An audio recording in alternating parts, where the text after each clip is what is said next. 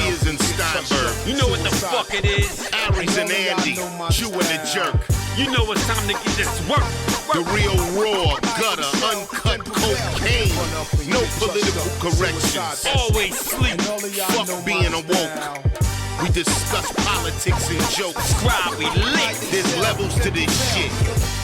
Before you was sucking on your mama's tit. Aries Spears don't give a fuck. We talk about race a lot, racism. Sexism. Much love to my loyal bitch bag holders.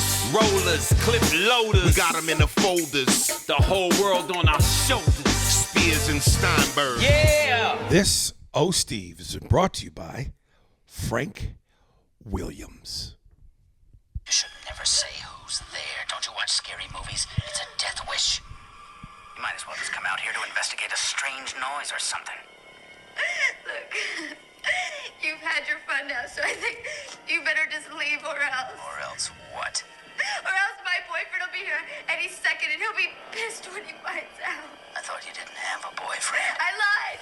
I do have a boyfriend and he'll be here any second, so your ass better be clean. Sure. I swear. He's big and he plays football and he'll kick the shit out of you. I'm getting scared. I'm shaking in my boots. So you better just leave. His name wouldn't be Steve, would it? You should never say who's there. Do you think that would have had more oomph if she would have said, he's big He's black. and he plays football? Right. Oh, Aries.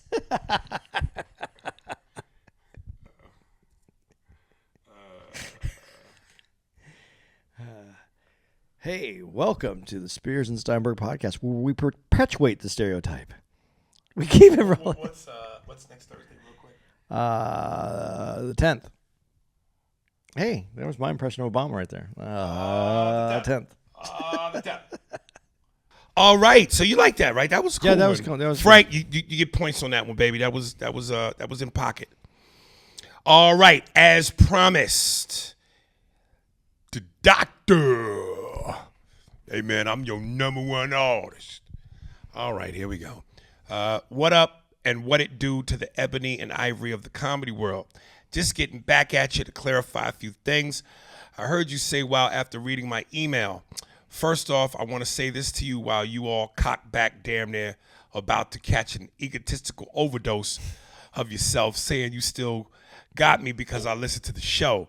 Brother, check this out. I'm going to use this opportunity to check you with your own words that you said when you was asked by an interviewer, what was your feelings about Corey Holcomb after y'all's incident?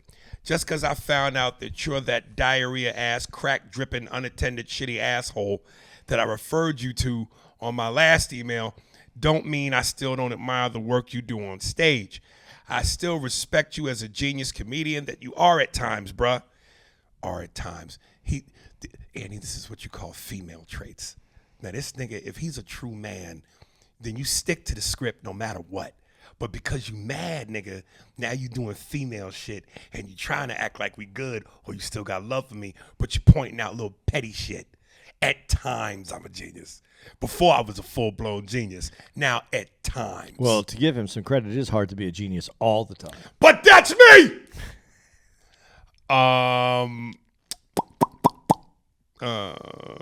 the genius that you are at for the New York Times. And furthermore, how do you know? Oh, I love this part. I kind of read this a little bit. And furthermore, how do you know I don't listen to the podcast just to hear Andy? Nigga, I see through that like a goddamn glass negligee, nigga. So now it's about Andy. Fuck you, nigga. Fuck you. That's why I fucked your brother. That's what that is. Andy, who's your pyromaniac.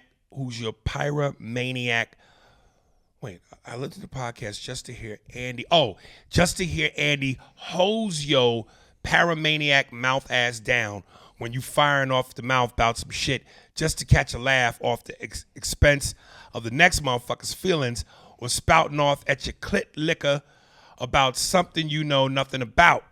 That part of the show is always entertaining to me, LOL. Secondly, I'd also like to retort to the line you said telling me to relax and that you only played my music twice. No, playboy. Tried 6 times because I'm your #1 artist.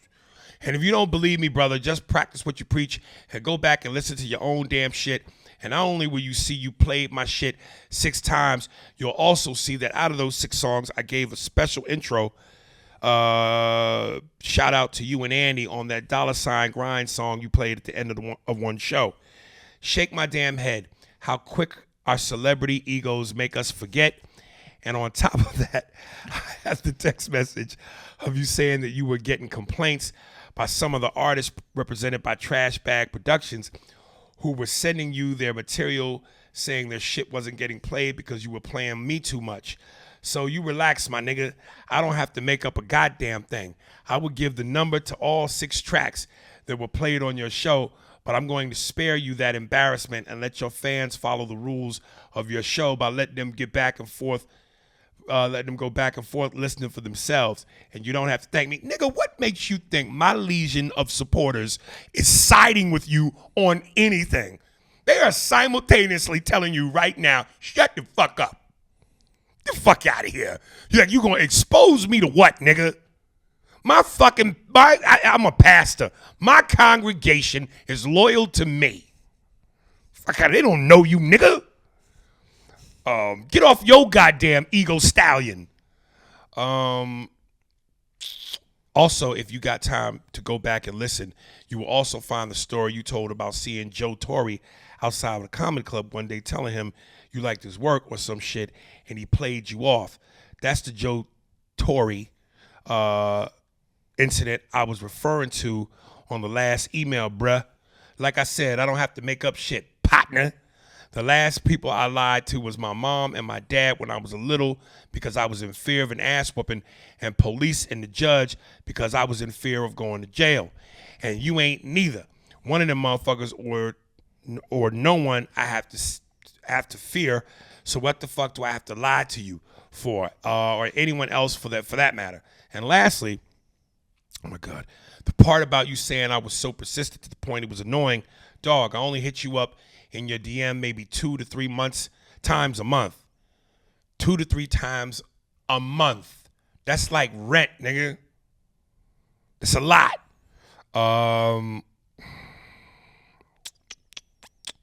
Only to present you to my music and to check and see if you were man of your word by getting my music to the ears of Meth and some other connects you claim to have. But like the asshole you turned out to be, you didn't keep your word and went as far as blocking a nigga for respectfully calling you on your bullshit. I know you like to make people laugh, but brother, let's keep it real. I mean, damn, how you gonna be mad at a man for being punctual about his business?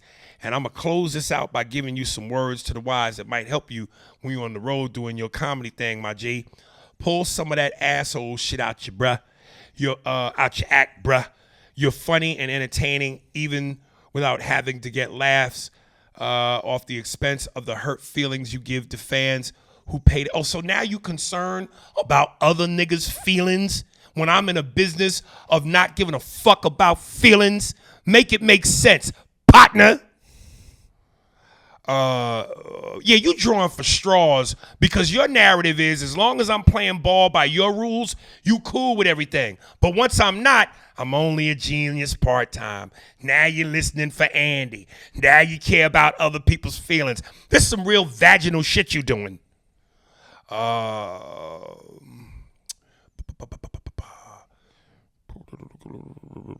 Hard-earned money comes see your ugly ass. Now I'm ugly. Nigga, have you looked in the motherfucking mirror, nigga? You look like a Halloween costume. Fuck out of here, big old bear bitch. Hope you like my shit sandwiches. Compliments from the doctor. P.S. Believe it or not, in spite of the fuck shit you did to a nigga, I am still grateful for you playing my music. Well, then say that and shut the fuck up. All this extra shit for what? Just give the compliment, nigga. And really, I don't even have to read the rest of this. If you are, clearly, you still been tuning in.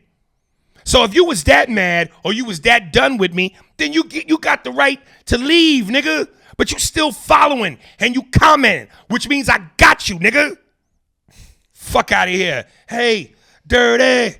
Nigga, I got your money, dirty. Fuck out of here. PPS. Shout out to what little fans I did make on this podcast.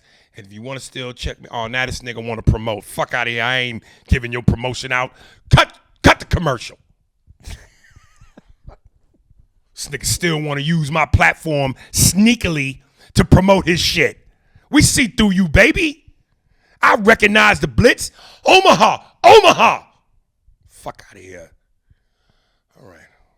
The doctor. Did you get all that out? Yeah, I got it out, brother. Okay. All right. Talib Orotiwa. This nigga gotta be African. The danger of the white woman. The danger of the white woman. I love that in the fucking Wakanda Forever preview. I wish I could remember exactly how he said it. Fuck. Umbuku. Dugada. To get it. I don't know how. I gotta get it. I like that shit, though. The story of Emmett Till haunts me. I first heard about it in 7th grade in 2006 when my history teacher put on the PBS documentary about Emmett Till. What got me was his face when they found him. He looked inhuman. They beat him so bad, he almost looked like a doll prop. That was my first exposure to racism, slavery, and systematic oppression. And I never looked at white people the same ever again. My parents never taught me about slavery, Jim Crow, or our people's past. I guess they wanted to protect me from the beast and let me keep my innocence for as long as possible. I believe in God or some sort of cosmic force, but I believe it's evil. God can't be good with all the evil in the world and then the centuries of injustice for blacks and Native Americans. It seems like the wicked prosper and the righteous suffer. But this motherfucker wants people to be good. It seems like the world runs off chaos and confusion. I like to think that whites will pay for their sins one day, but my faith is growing thin. My people find comfort and hope, but holding on to hope and constantly seeing no results is the greatest hell. Hello. The white woman has always been weaponized against the black man. The Scottsboro Boys, OJ, Emmett Till, the Central Park Five, Central Park Karen, and the countless cases of black men and white women having consensual sex and then her calling rape. My first girlfriend was a white woman, and I cringe to this day. As I develop more self-love, as I learn about Egypt, Timbuktu, the Moors, Carthage, Israel. Am I saying that right? Carthage? I don't know. I think it's Carthage, Israel, etc. I become more and more uncomfortable around her. We eventually broke up, and I'm glad. Black men messing with white women or even being around them has led to 3 things: them being robbed, imprisoned, or killed. They don't call her the black man's kryptonite for nothing. What's ironic about the situation is that the black man has been falsely accused of being a sexual predator towards the white woman, but in reality, the white man is always a sexual predator to the black woman and still is. Not just the black woman. Wherever the white man was sticking his flag, he was sticking his dick. It's all projection. Many black people, including me, have white slave master blood to prove it. All I can do is stay strong in Babylon and work towards a better future. From Talib Orotiwa. Yeah, man, shit. That was potent. Yeah, I'll let you address that one 100%. Listen, you've already heard us talk about Till, and we know that's always been, the famous movie Rosewood with Ving Rhames and Don Cheadle, and that's the role. And what's my man's name? John Voight. That whole story about, the white woman told her husband she had been beaten and sexually assaulted by a black man, hence Ving Rhames' character. And they burnt the whole city down and killed a lot of black folk looking for this ghost of a mysterious alleged woman abuser. So yeah, I get it. And what you said is factual. Stay strong, Talib. Don't let him get to you, brother. There's some good marshmallow women out there, man. It ain't all bad, nigga.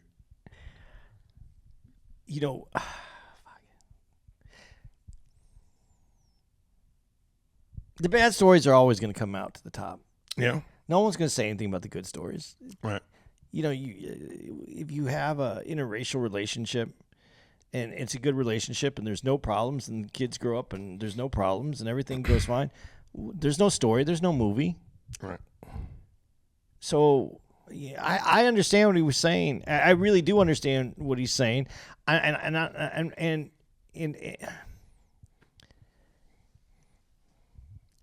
you know, I just want to be careful how I said this, but okay, I'm not going to try to speak on anybody else's culture. In the Jewish culture, is it gets smaller and smaller because Jews aren't necessarily marrying other Jews, and that relationship is the number is dwindling down, and the culture gets small, gets eroded because of that.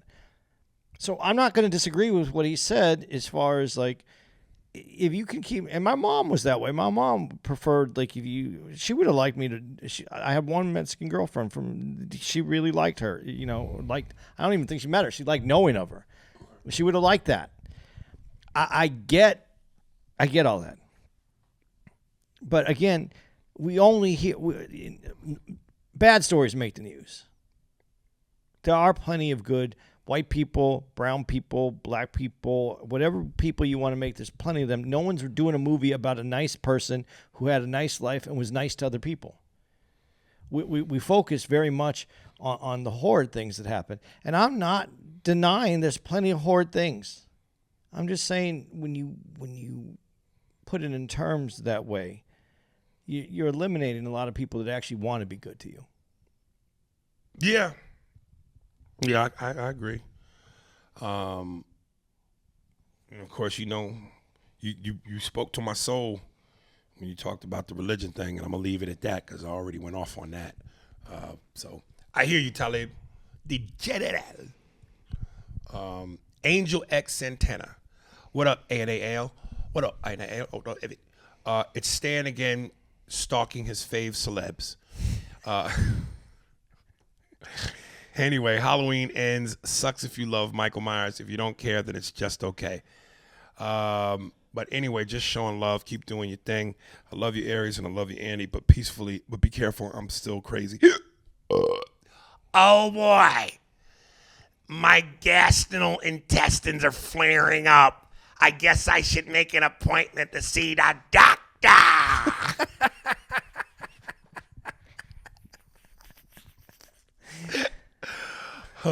P.S. Keep up the good work, and thank you for reading my emails on one of my favorite podcasts, Spears and Steinberg.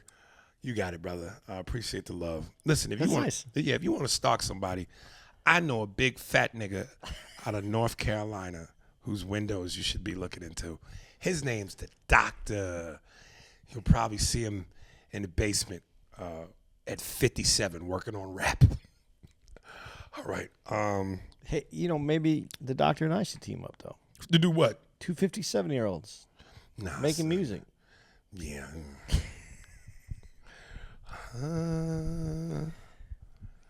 Apollo liftoff. Ooh. Oh, no. Is that what you call an Apollo liftoff? Just a bit outside. Cleveland. All right. Boldly follow. At least we're in your room this time. Yes, and it's a big fucking room, so is. it can travel. Brother Aries, I've linked for you. It don't stink, Andy. I'm just making sure. All right, because you're out of frame. I know. I don't want to know, though, if it stinks. All right. I've linked for you my personal favorite Boldy James song as per your request. I've also added a couple names to a little list for you to try, sort of onto other shit. Did you see the interview clip of Diddy saying New York had to be better? He was saying New York isn't the top dog for trends anymore, and in the music industry, they aren't hitting like they used to. What's my man? Baba's probably jumping up for joy right now. He's not too wrong. Atlanta specifically and Florida in general are really popping right now. Pop Smoke was an artist that was going to bring New York back to number one to many fans, but he was killed. New York is moving up, but it looks like they're about to stall. What are your thoughts on New York now compared to your era? Is there still New York and everyone else to you, is there still New York versus everyone else? Is there still New York versus everyone else to you? I wouldn't put it in a versus thing, because when you say that, you give off the impression that I totally dislike everywhere else. I just think the best spitters have come out of New York, because that's where it started. So we take it to heart. But all of this goes in trends and phases. Like I said, New York started it, was the king, was the big bully on the block for a long time. And then the West Coast put their name on the map. And then the South put their name on the map. And now the young generation of today, the retards have put their names on the map. You know, you're supposed to have retarded rap at some point. Dude, if you write that song, I think What? you could do something with it. Retarded rap? Yeah. Yeah, I got to figure that out. Brought to you by, I got to figure it out. Yeah, but I agree that New York is not where it's coming from right now. Right. But what's winning? Shit, I mean, you know. And what are you winning with the style that's out right now? Right. Sean Creed. Good day, A&A squared. Here's a short and sweet email. Creed 3. Think it's going to be good, or is the story getting exhausted at this point? Also heard no Rocky in this one, not even a cameo. Good day, sir. From the previews, it don't look like it's not going to be good. Yeah, it looks intriguing. I'm intrigued. The real question is, where does it go from here? Because I'm telling you, man, after 3, things start feeling gimmicky. Like with Rocky 1, of course, again, I always said Rocky 3 was the more entertaining film. Rocky 1 was the better movie in terms of story and writing. Rocky 2 was just as powerful as Rocky 1. Rocky 3 was now, it's the big show, Mr. T, the glitz and glamour. Then by Rocky 4, it got hacky to me with the Russian. That's why I always say I like Rocky 5 better than 4, because it brought it back down to reality. So this is Creed's, this could be Creed's crescendo, this third one. Now the fourth one, now we might start coming off like caked up diarrhea on an old person's ass in a nursing home with Aries in it. I think the storylines, you know, this one looks good, but the story isn't. You know, is it? I haven't seen it, but does it look like it's going to be the most original story that you're going to be mind certainly blown? not. It's going to be formulaic, and it's going to get more formulaic as it goes along. So that's I agree with you. I think once you get to a certain place, you know, it's not like Halloween where you're making them just because, and people go see them just because. Right. You need more in this. Right. Jay Lamont. I think this is in reference to Andy. Race Gumbo Part 2. All right. This is the third time he's done this. Okay, here we go. Right when it starts with, he's done this. We know who you're talking about. And each time it's like hearing nails on the chalkboard. Somebody's got to do it. In this episode, Andy says, white culture doesn't exist anywhere else but in America. Black culture doesn't exist anywhere else but in America. Then he says, the biggest export from this country is black culture. Yo, Aries, every time this mofo does this get ran foots or you have no say in the matter. Wait, every time this motherfucker does this. Oh, get ran foots or you have no say in the matter to hit this cracker in the neck with a trank dart. He switches his perspectives like a woman so quickly, and damn it, you keep missing it. The true whites, the Burt Bridgewaters, the Bobby Pattersons, Rhett Butlers, don't have a culture outside of what came from the British and Europe. Historically, they've just pillaged other cultures and borrowed from others, which is why Andy's Neapolitan white ass keeps trying to claim hip-hop as American culture. Then he puts the initials, which stand for get the fuck out of here. You keep conflating citizenship with culture. Just because it was created on U.S. soil does not make hip-hop American. Hip-hop was created using foreign cultural elements. It is more African than anything. I dare you to try and debate me on this. It came from Jamaica and Puerto Ricans helped birth it, but are we going to sit here and act like every component from graffiti, DJing, B-boying to MCing is American? How, Sway? If it was American, y'all motherfuckers would be able to dance to it. It's African. You can't have it, and you have no say in the matter. I have a brother who's Ethiopian, birthed on U.S. soil. By your logic, his culture would also be American. It is not. They upload all their cultural values daily. In the Netherlands, the cultural diversity is mixed with Turkish, Surinamese. I don't know if I'm pronouncing that right. Surinamese, German, Aruban, goddamn, Curaçoan, and others. Although everyone in this country speaks Dutch and is considered to be Dutch, the Dutch ain't claiming their culture or anything they create while in this country. America is devoid of culture. I strongly believe you've been overexposed to Aries' highly concentrated butt fumes, and it's become evident that now it's acting as a psychedelic. Not even KRS the teacher would let that nonsense keep spewing fly. Culture is music, language, dress, traditions, art, and food. The only culture America has is country music. But then again, black people were the cowboys. So what do y'all really have? Meatloaf? Not even the Scandinavian. So maybe just the accent and Ford pickup trucks. Respectfully, the Cypher. You forgot the easy one, which would have been apple pie. But that's German, too. But you forgot hot dogs and hamburgers. And you could say that hot dogs are German, but American hot dogs are American hot dogs. They're very different. You're looking at it from your point of view, which is a nice point of view. But when you look at it from the rest of the world, hip-hop culture came from the Bronx. Well, America. Right. It happens to reside in the Bronx. So you're looking at it from your point of view of where it came from, how it got built, how it got made. But all those ingredients were put in a pot, and somehow you don't see that. We're put in a pot in America, and then once it got put out, now where it was created, how it got brought out, and then how does it get purchased and paid and then sent out? That's part of the problem. Because I can't, if you're saying that it's being exported by America, then how's that? Does that make you feel any better about it? Hip-hop culture is exported by America. The only culture, and I've said this, but apparently you didn't hear that, the only culture that exists in the United States, it's authentic culture of the United States, is black culture. The reason I said black culture is because even though you brought it from other places, it was rerouted here, it was regrown here, and it had to be because you were brought American. How many years? First of all, it's so hard for me to do this because then we have to go back even further. It isn't about 13 colonies. We understand that the Dutch were here. We understand that the Spanish were here. Do we understand that this wasn't 13 colonies in the United States and then they just expanded and took over all this land? We do understand that we bought it from the French, right? Do we understand this? Do we understand how this place occurred?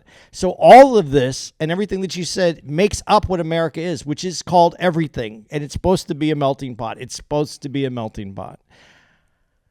But in that, because like you did say, we took it from other places because we didn't really take it. We brought it over here when everybody came over.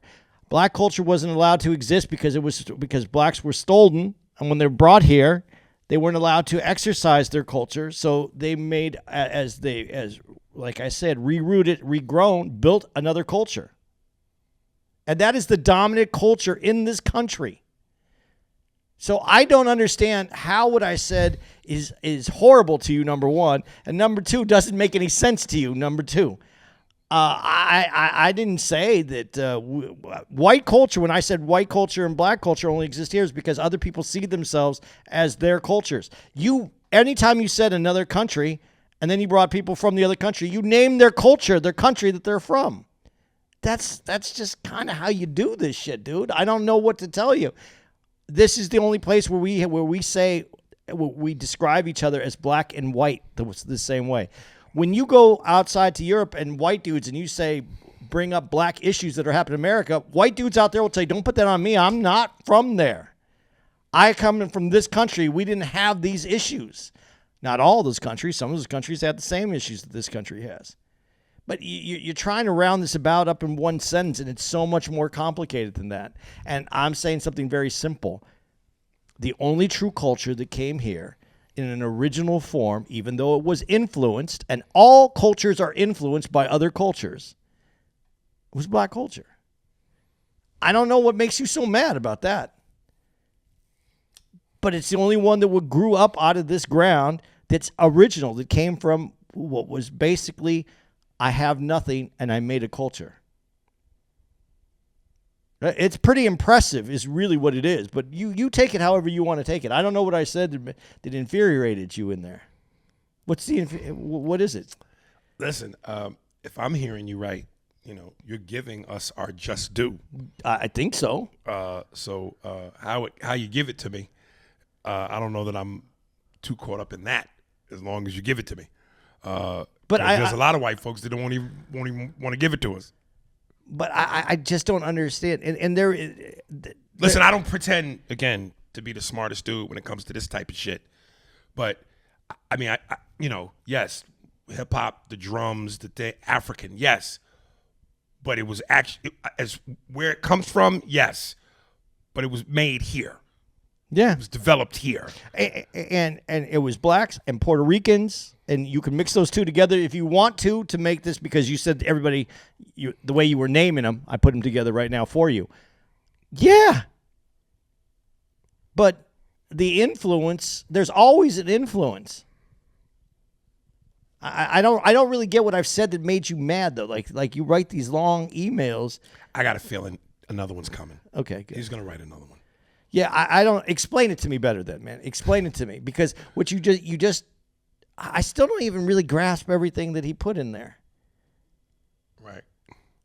What I would love to know, brother, are you like I mean, I'm not even trying to be funny. I'm curious. What's your background? Because you sound like you know what you're talking about, but what's your background as far as that kind of stuff goes? Is that a major of yours? How do you know? Like, what's your background on how you are intellectually able to spew that? And there is an American culture, by the way. But like football on Sunday, that's American culture now. You realize that? Yeah. Yeah. I don't know if anything gets more American than pickup trucks and football. Black people and white people drive pickup trucks. Black people and white people play football. Black people and white people watch football. I know niggas have been drugged from pickup trucks. I don't know that niggas have driven pickup trucks. I understand. I think he's taken a very complex issue and he tried to put it into a lot of paragraphs. There is nothing more American than pickup trucks, football, and white titties. Yahoo! That's America. You want to know what America is? America's pickup trucks, hot wings, hot dogs, white women, white titties, and fucking football and American fucking flag. That's what's America. God damn it. Dude, you said chicken wings? And I was just thinking about this because do you know what a French wing is? A French wing? That's a gay chicken wing. They take the drum that you like and they cut all of it off so you see all the bone. Just the bone, like a lollipop. And that's what they're called, lollipops. Yeah, that's and called. Just have the meat on the very top. That's called homosexual chicken because it looks like a penis.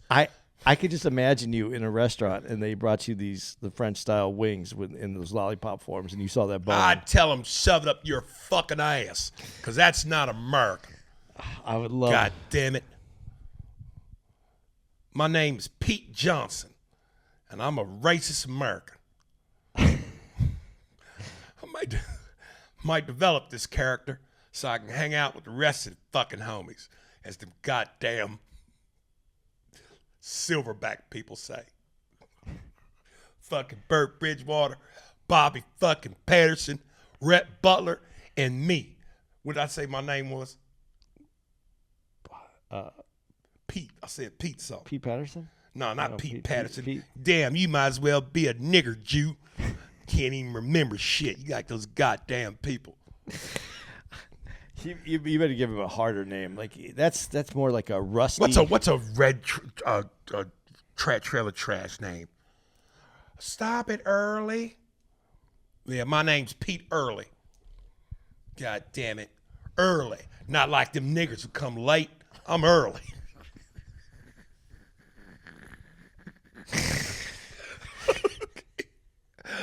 That one I think will write itself. God damn it. Pete Early. That's my name. And I got to give him a woman, a girlfriend who he beats. No, Early. Don't talk like that. Shut up, bitch.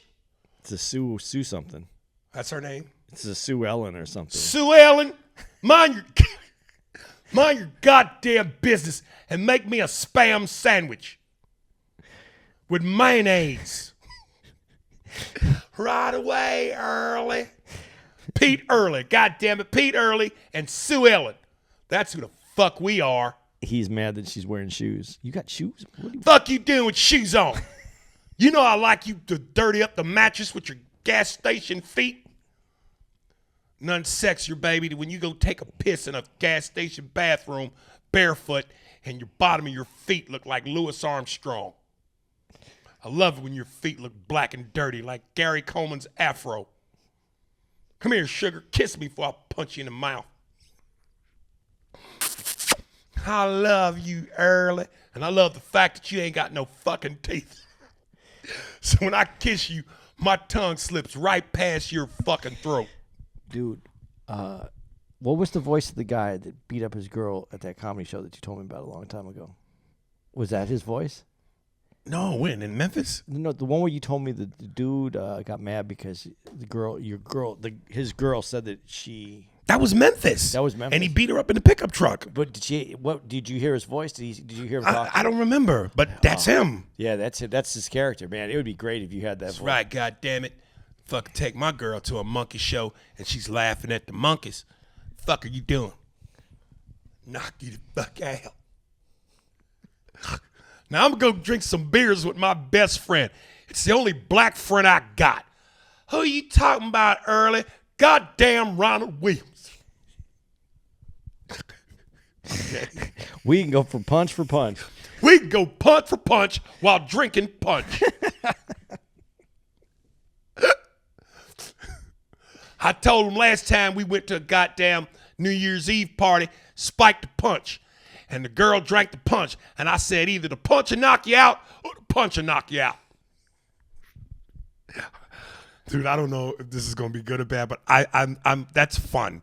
That's a fun character, dude. All right. Xavier Henderson. Goddamn, the quarterback is toast. Right outside Cleveland. What up, flatulent gas god Aries and aroma endurance master Handy? Yo, I still can't get over the podcast email episode when Andy responded to Prabha Baba, however you spell his name, and basically put his Jewy nuts on the table. Pause. The way Andy said Prabha Baba so white, it sounded like a commercial for a popcorn commercial. Like Prabha Baba proper popcorn. May have it with a side of A&A ale, although Evitt. Usually when Aries says Prabha Baba, it sounds like a newly introduced Fat Albert character. Hey, anybody seen Prabha Baba? It sounds all right. Anyway, dude, been MIA since that email, which was maybe a month ago. Ronald since the Ronald Chronicles, and one of the dudes recommending Instagram models.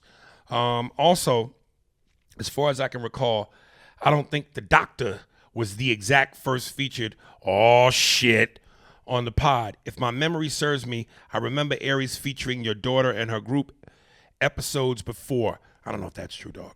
By the way, what happened to her rap group or just her rapping in general? She's in, studio wasting daddy's money.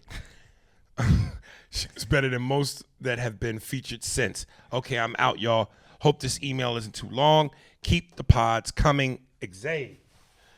Oh, man, you just made Dr. He's about to write another email right now because you said that. You see what you just caused, nigga? He's gonna send in episodes and timestamps. Timestamps, quotes. Gurby Marcellus. Damn, how you say that name? Guerby. Gurby? Gurby, probably Gurby. Sound like a jazz artist. Hey, how you guys doing? It's Mitch McConnell. No, that's a fucking. Yes. He wouldn't have a smooth jazz voice. No. Hey guys, how you doing? This is Terrence Lightning. Right now, coming up on the Jazz Hour is Gerby Marcellus. You might remember Gerby back in 1994 with Etta Hathaway and John Pincock over at the France Quartet. The great band trio, Silk, playing their number one hit song, The Absence of the Heart Growing Fonder. Coming up right now is his new track entitled Silk Pajamas. With feet. With feet. With feet on the trombone. Get ready to enjoy. This is going to be a doozy. Gerby Marcellus. I'm sorry, folks. You know, in the attempt to be funny, I guess the doctor was right. There are moments where I have genius, and there are moments where the sculpture just doesn't come together. But that's subjective, fool. We'll let you decide. I can see Doctor in his basement right now, all alone, writing. This shit wasn't funny, partner. What's up, Aries and Andy? First time writing in. Love the show. Been listening so long. I feel like I know you guys personally. I remember you brought up the movie Angel Heart. You have to watch it again. I have to fast forward to that scene because the movie ain't worth watching until Lisa Bonet gets fucked very aggressively. That's how I fuck Sue Ann. Aggressively. Do a couple of goddamn wrestling moves, then I pile drive my cock into that fucking pussy. I love when you do that early. Feels so good. So my dick's like a Ford 150. Once I put the gas on that bitch and mash down, I'm going to destroy your whole fucking body. All right. Sorry, Andy. That's for me. All right. Yeah, Angel Heart. Any desire to see that again? Do you even remember it? Yeah, I remember it because Lisa Bonet's in it. Yeah. And Lisa Bonet and what's the dude name? Rourke, right? Yeah, Mickey Rourke. Yeah. Why does he look like a melted candle, nigga? Because he had bad plastic surgery. Damn, and he was for what he was as a rugged man in the 80s, Yeah. he fit the bill. Dude, where was I? The worst movie that I've ever seen. One of the worst movies. There's a lot of bad movies. This is one of the worst, though. Harley Davidson and the Marlboro Man. I know that title. I never saw it. Don Johnson. Don Johnson and Mickey Rourke. Oh, man, it was horrible. Really? Horrible. Only outdone recently that I saw this movie called Tusk. And it's Smith. The guy did Clerks. That guy. Kevin Smith. Right. Who I think is great. But he doesn't. He's never really done anything outside of that. Well, and his second Clerks wasn't good to me as the first one. No, but they did Mallrats. He did some other movie. He writes on some. His dialogue is interesting. I like him, but he did this movie called Tusk, 2014 movie. I can't even explain this, but it's about a serial killer, but he turns people into walruses. What? Yeah, man, I can't really explain it any better than that. I watched it just because I couldn't believe it. Like, I kind of came into it when it had already started, and I'm kind of like, what? And then the more I was like, what? And then the more I couldn't turn, I was like, what? But I just couldn't believe they got made. Like, millions of dollars go into people. I don't know how many people understand this. It costs millions of dollars to make a bad movie. Yeah. And they spent, I forgot what he said. I don't know. It was 13 million. This movie, it has to be, that one has to be worse than the, I don't know. You can check it out. You know how they say things are subjective? Mm-hmm. I don't know about this one. This one might not have any subjectivity at all. This could be the worst one ever. This movie? Early. It's date night, baby. You said we was going to watch a movie on Netflix. I got a movie that was told to me by somebody. It's called Tusk. I don't want to see that fucking movie. Sound like a bunch of Africans riding elephants. Okay, this is from Emmanuel. Sorry, folks. I'm trying to figure this out. There's something to me about this that if it's done right, I think this character could be as popular as Bobby Patterson. I got to find the right beats and the right amount of funny violence. All right. That to me is the mark of genius, is when you can take a subject and it's taboo and deemed dangerous. Yeah, and make it funny. That's the best. Like abortion. I know this character is he's a domestic abuser, but he's got a loving heart. I don't think so. Hurley, I know you have a loving heart. Why can't you just show it to me? When I'm fucking dead, I want you to cut my chest open with a chainsaw, and then you'll see my fucking heart. Like Archie Bunker was a lovable racist. Yes. This dude is not lovable. Not lovable at all. No. Right. Yeah.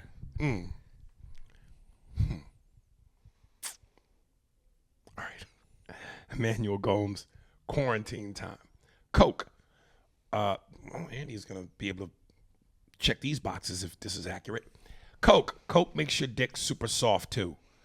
Also, I believe you, Jimmy Walker. Also, I believe you. Jimmy Walker was a Sambo type character. No real people walk and talk like that unless they are handicapped or slow somehow. Also, I'm trying to do my acting thing. Really like the warnings you left about the industry. You have thick skin and keep your head up. Thanks again. Andy is killing it. I love Coke.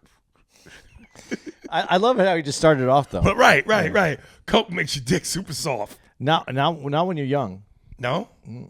It makes it harder? Well, you get your heart rate up.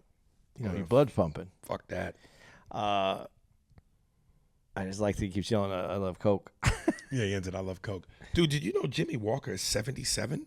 He looks good for No, he never looked 77. good. No, he never looked For good. 77. He never looked good ever. But he's 77. You know what is good? His voice. When people get older, their voice change? Uh-huh. He still sounds robust. He just does the commercials now for insurance or whatever. And then he says dynamite at the end, and then it ruins everything for me. It makes me just sad. Yeah.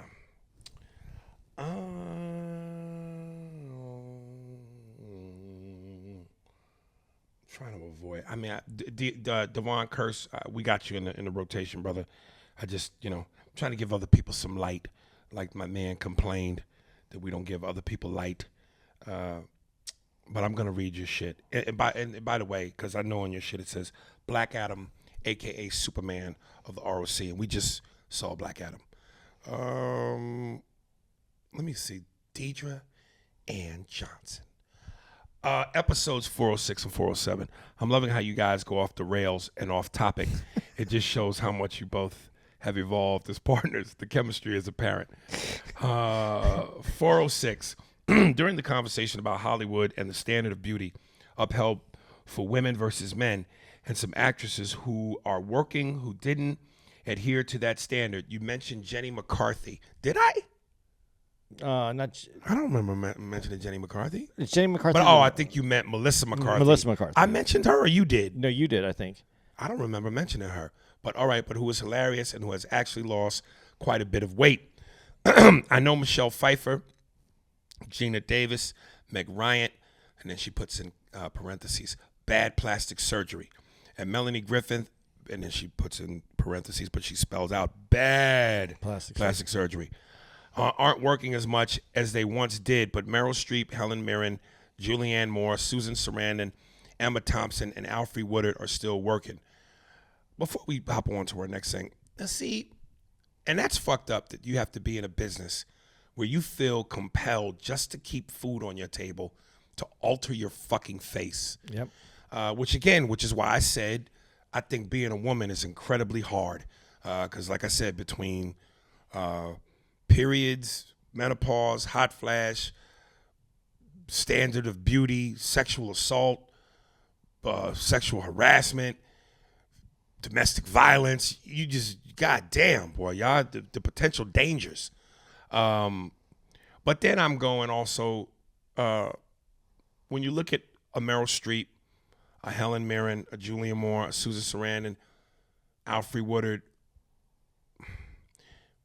I would almost think to make the argument Is it that their talent is just far so superior that's why they're the fortunate ones who keep working and the other ones just weren't as good talent-wise, so it was more dependent on their looks? I don't know, man. Because there's some other actresses that aren't named there. I don't know about.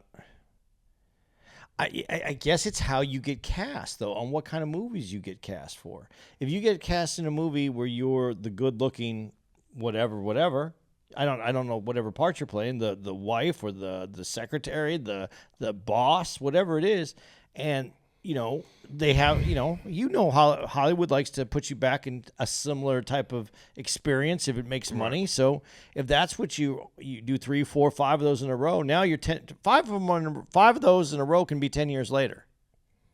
And now your face looks different.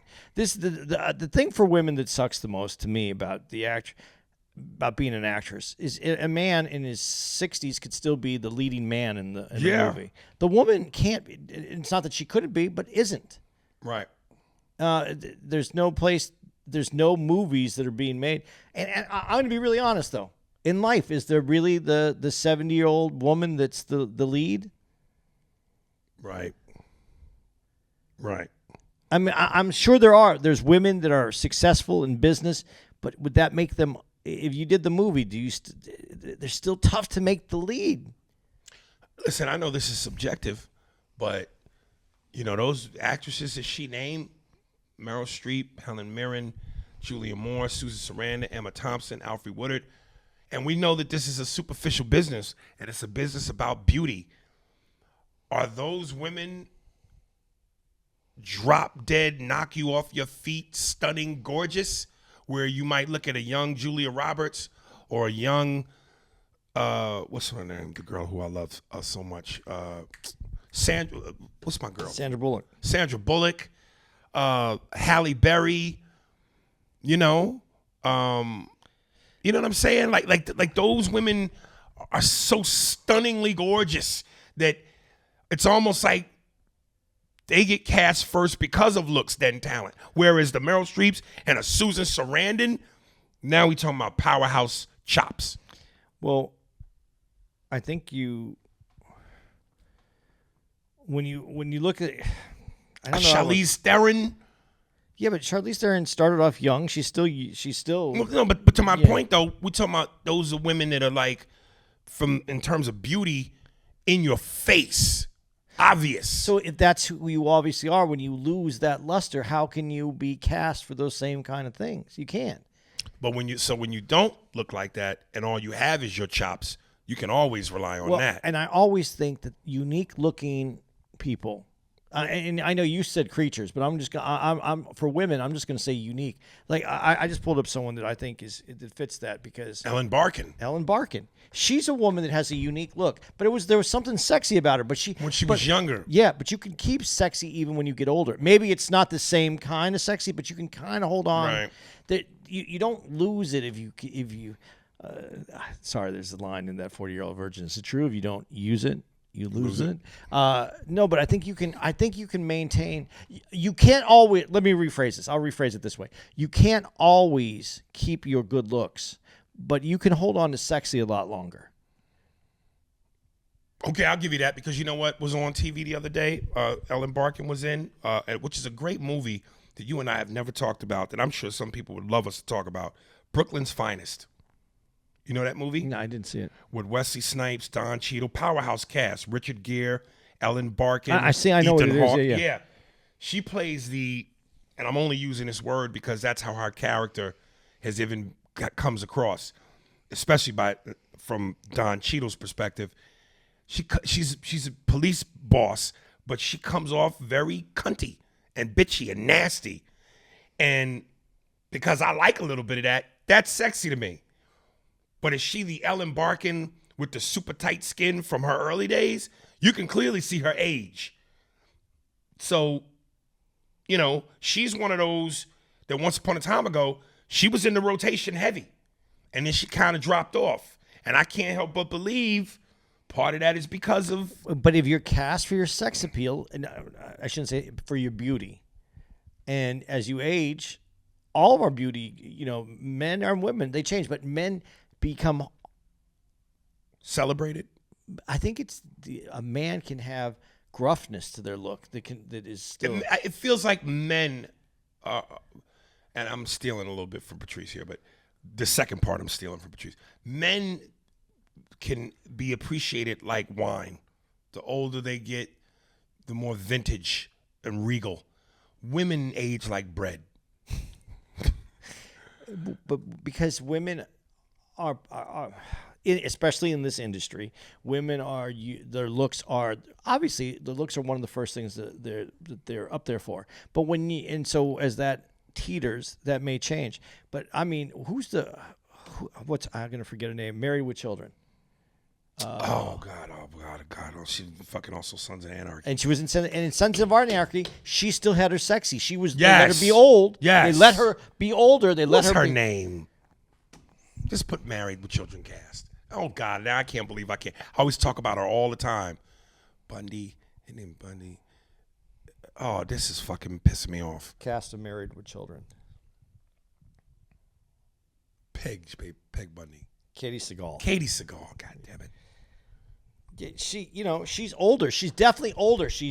But she still kept her sexy, man. Yeah. And I think that's what it is. You have to have something to keep pulling you in as you get older. I think it is easier for guys because guys mature into some more sex appeal as they get older. Right. Where women are and then that's why I think that's a big mistake when some of these people that have always looked good go to get these procedures and it messes them up. Now, I see guys, there's a lot of guys that you'll see that are getting older now that will get like the obvious things, the eyes, because the eyebrows are starting to fall into their, eye socket area. Right. And so they're getting that stuff done. And so that's men and women. I can understand that from a perspective of being on television where you're trying to at least appear like you're not shriveling.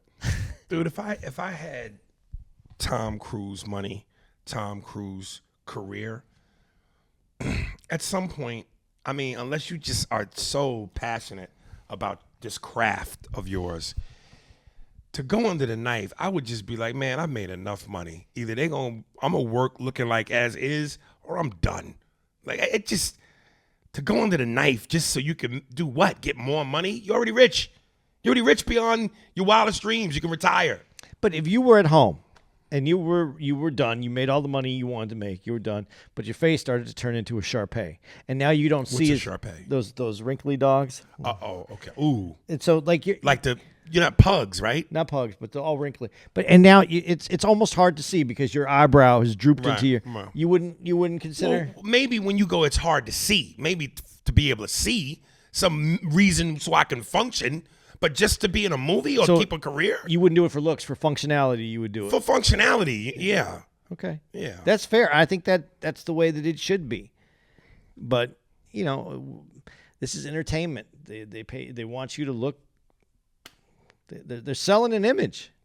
She writes, leading men are allowed to grow older without plastic surgery. For example, Clint Eastwood and Sean Connery, who actually became even more handsome as he aged. That's the line. But they're not allowed to get fat. 407. And Clint Eastwood, but he looked like it's upper room time. Like his last movie, nigga, it's like any moment. Dude, but he's one of those guys where the eyes are starting to really. Oh, his eyes are Chinese now. His shit's shut.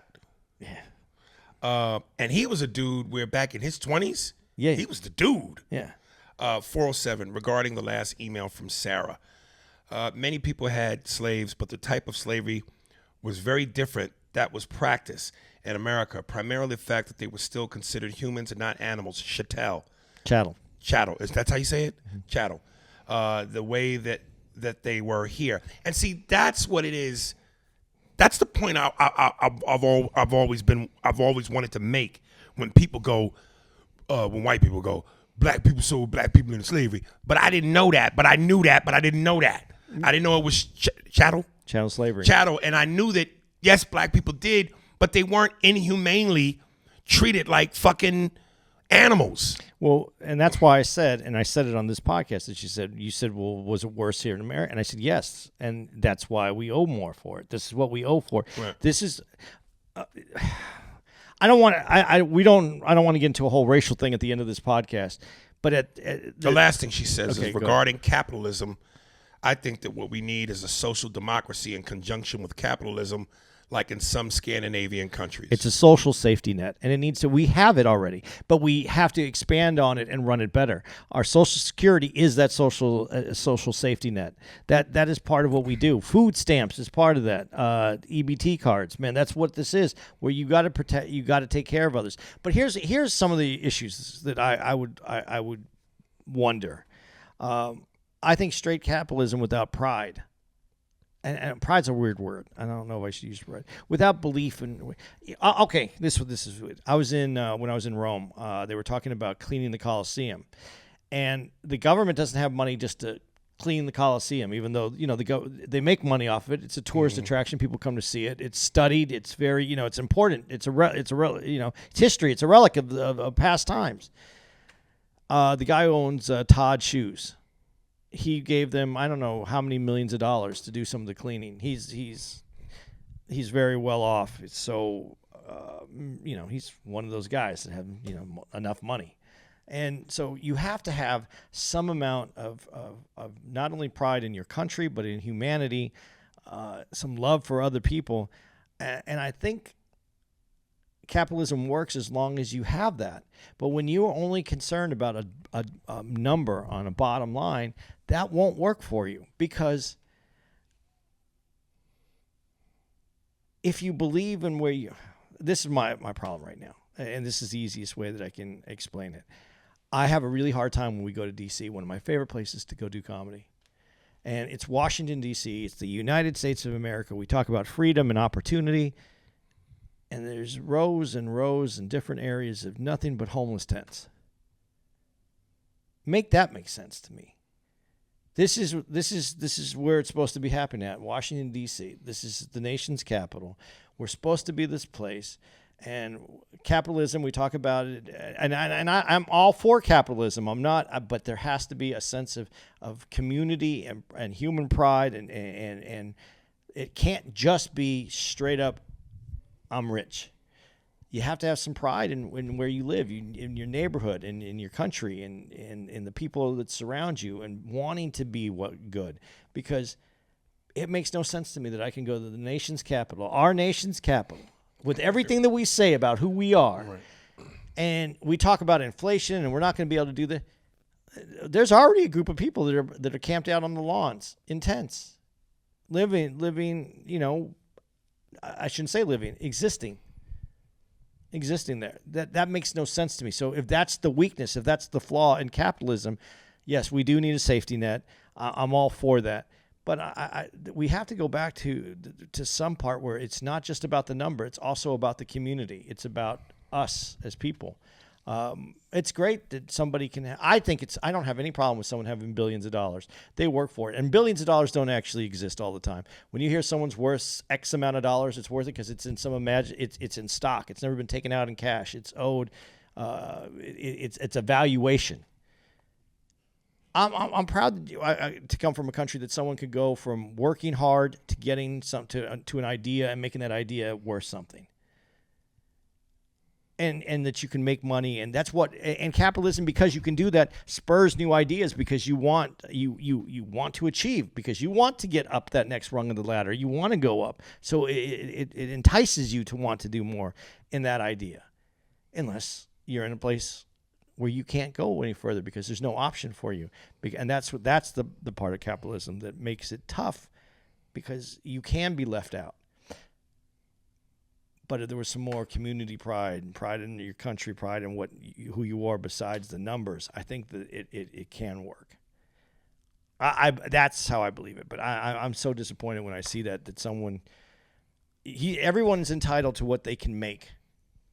I believe that. You put the effort in, you worked, you made it. That's yours. But if you just keep it and you go buy a huge yacht so that you can feel good about yourself, but you don't want to do anything for the community that made it possible for you to have that, I think that's where we get lost.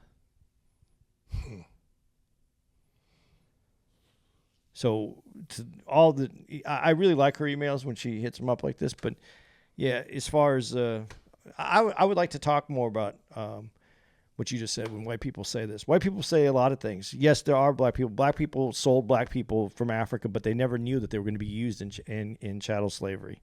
There's actually there's documentation where when they find out that that's how they were used, that they would have never that those tribes would have never let that happen. So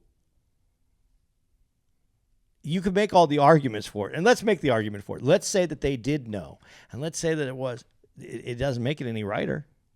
It doesn't make it any, just because someone that looked like someone else did it, doesn't make it right.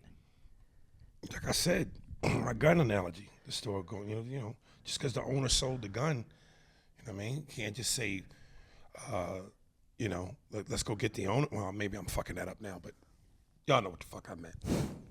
Hey, but you know what? We're on a podcast. We're two comedians, and these are very complicated issues. And sometimes they take more than just two guys sitting around on Zoom 6, giving them, having an idea, a thought. And so I appreciate when people write in, even when they don't like me or don't like what I say. It spurs other conversation. If you like our podcast and you like listening to it, cool. If you don't like listening to it, why are you still listening? Doctor. Are we done? I think we're done. All right, let me give you some dates. You listened to this on the 10th. If you got it when it was fresh, we're going to be... you listened to it on the 10th. We're at Chuckles in Tennessee. So when Memphis, they're Tennessee. listening to this, we're actually there. We're actually there. Are we doing Thursday through Sunday? Yes, man. Jesus. Thursday through Sunday. Chuckles. That's what, 6 shows? 6 shows. You know why we don't do 10 shows? Why? Because I don't want to kill myself. Shit. 18th to the 20th. Listen, Chuckles, I actually like being out there. I just don't. My funny doesn't always come through. I apologize. I'm going to work at it. I hope I have great shows. I'm going to give you the best I got. If it ain't good enough, I apologize in advance. Tampa Improv, 18th to the 20th of November. We're going to be out there. Followed by Thanksgiving weekend. Aries is going to be at Helium in Indianapolis, the 25th through the 27th. I am going to be at the Tempe Improv with Adam Ferreira. You might know him from Top Gear on the History Channel. I'll be with him. So I'm going to be celebrating my Thanksgiving with my boys out there. December 1st through the 4th, we're going to be at the Ontario Improv back in California. We don't get out to California very much anymore. No. So I'm excited to be out there. It's one of my favorite rooms. So, again, please come out the 1st through the 4th of December. Then I'm just going to tell you we're going to be at Magoobies Baltimore. for our very special Maryland. New Year's show, but we're going to be there the 29th through the 31st. If you don't have New Year's plans, come out and see us. It's a fun night to come see a comedy show on New Year's. You can toast, you can order a bottle of champagne, you can listen to some people be funny, and you don't have to say anything. The beauty is you don't say anything. Early. One day, will we ever have a yacht? You want a fucking yacht? Next time it fucking thunderstorms, take her goddamn mattress, throw it on a puddle, and sit in the fucking rain. Now we got a fucking yacht. You know who's the inspiration for me, for this character? Billy Bob Thornton. Oh, is it? Yeah, I can hear that. Just bad Santa, dude. Yeah. The fuck you talking about? God damn it, he goddamn yacht. If it's Billy Bob Thornton instead of yacht, she goes, no, but I got a submarine right here that will shove up your ass. Oh, what? A submarine right here that I'm going to shove up your ass. You want a fucking yacht? I got a submarine I can shove up your ass, and when I throw you in the river, you'll fucking float. But early, submarines don't float. They go beneath the water. Well, now tie our fucking bench press to your goddamn neck. All right. I think you might find some more funny if it's a little bit more subtle. A little more subtle. All right. Who you got? Early, the court said that if next time you hit me, if I have any bumps or bruises or black eyes, that they're going to put you in jail. You know there's ways around that. My fucking Jew friend told me to be subtle, so I'll tie a pillow to your face and punch the pillow. That way there's no fucking marks. I was never intended to hit you. I only intended to hit the pillow. I never intended to hit her, Judge. I intended to hit the fucking pillow. She just was on the other side. Her and her stupid face. Her stupid fucking face. He loves me, Judge. We've been together since fucking grade school. I used to shove my goddamn graham crackers down her throat. All right. Jeez. You won't be disappointed. Track for the podcast. My IG, ARBOT614, SoundClick. I think the song is called Jade. Enjoy. Spears and Steinberg. Thanks for listening to the Spears and Steinberg podcast. If you'd like to know who's responsible for this shit, it was hosted by Ari Spears and Andy Steinberg, produced by Steve Merrick and Anthony Holmes, executive producer Big Papa Robert Kelly and Matt Kleinschmidt for the Laugh Button podcast. For more information on where to find us on the internet, visit SpearsburgPod.com.